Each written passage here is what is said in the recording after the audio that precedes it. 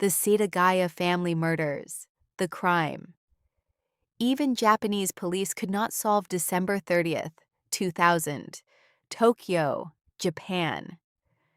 There was only one day left until New Year's Eve. Most residents in the capital were shopping, preparing for the holiday, and making plans for the future. No one suspected that a crime would occur in the quiet Setagaya district that would later become one of the most mysterious criminal cases in the world. This case is known as the Setagaya Family Murders. Despite an enormous amount of evidence, DNA samples, fingerprints, and thousands of hours of investigation, the identity of the perpetrator has never been established.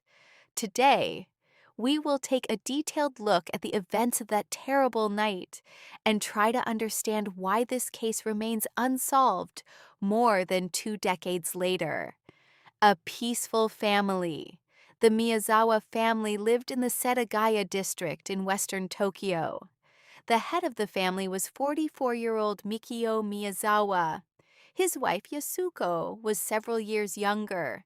Together they were raising 2 children, their 8-year-old daughter Nina and their 6-year-old son Ray. Neighbors described them as an ordinary close-knit family. They were neither wealthy nor famous. Nothing suggested that anyone might wish them harm. That is why what happened became a genuine shock to the entire country. The family's house was located near a small park. The area had once been lively, but after new roads were built, some residents moved away. Relatively few houses remained nearby, and the neighborhood was especially quiet in the evenings. It seemed like the perfect place for a peaceful family life.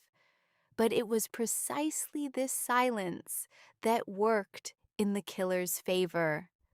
The final evening. On December 30th, the family was at home. According to investigators, the children were playing while the adults were busy with ordinary household activities. Later, police reconstructed an approximate timeline of events. It is believed that the perpetrator entered the property late in the evening. Investigators concluded that he used a tree near the house to reach a bathroom window on the second floor. He entered through that window. According to the investigation, the first person he encountered was likely 6-year-old Ray. The boy is believed to have been the first victim. The noise of the attack was heard by the rest of the family. The father rushed to protect his loved ones. A fierce struggle broke out between him and the intruder. Experts later determined that the killer had even injured his hand during the confrontation. But despite the homeowner's resistance, the attacker proved stronger. One by one, all members of the family were killed. Within minutes, no one in the house remained alive. However, what happened next was completely inexplicable. The killer's strange behavior. Most criminals try to leave as quickly as possible, but the murderer of the Miyazawa family acted differently. After committing the crime, he remained inside the house, not for a few minutes, for several hours. Evidence showed that he moved freely from room to room. He used the toilet. He washed his hands. He went through the family's belongings. He used the family computer. He explored the rooms. He ate food from the refrigerator.